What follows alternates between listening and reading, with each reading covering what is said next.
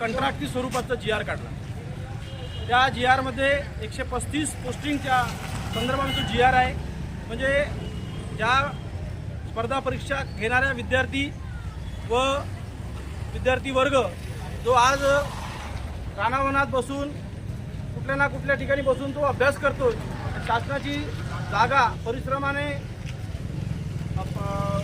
घ्यायचा प्रयत्न करतो आणि त्याच माध्यमातून या महाराष्ट्र शासनाला मागच्या 3 ते 4 वर्षापासून अरबो खरबो रुपयाचा निधी या महाराष्ट्रातल्या युवा वर्गांनी व स्पर्धा परीक्षा देणाऱ्या विद्यार्थ्यांनी दिला।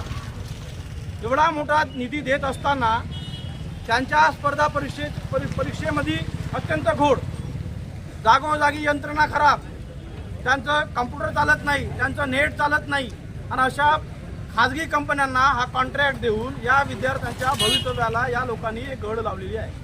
आता ही गड लावत असताना किमान हे भारताचं भविष्य आहे, हे महाराष्ट्राचं भविष्य आहे, जिल्ह्याचं भविष्य आहे, तालुक्याचं भविष्य आहे, एका गावाचं भविष्य आहे, हे शासनाला विसर पडत आहे। म्हणजे मला सांगा की शासनानं नेमकं कोणाच्या अधिकारावर गदा आणत आहे?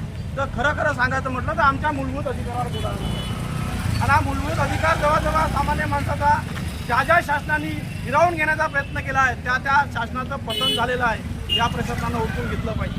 आज आम्ही लढा या संघटनेच्या माध्यमातून आज या ठिकाणी आम्ही शेकडो स्पर्धा परीक्षा देणाऱ्या विद्यार्थ्यांना इथं शासनापर्यंत घेऊन आलेलो आहोत। आम्ही आमची मागणी शासनापर्यंत मांडलेली आहे। सन्माननीय उपविभागीय अधिकारी यांनी आमचं म्हणणं ऐकून घेतलं आणि शासनापर्यंत हा निरोप आम्ही तुमच्यापर्यंत पोहोचू एवढं त्यांनी आम्हाला एक आश्वासन दिलं।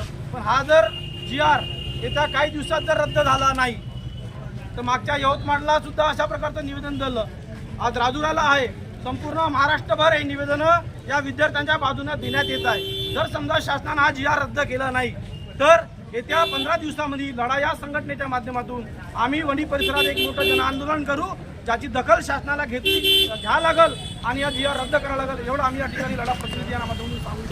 धन्यवाद। आवाज दो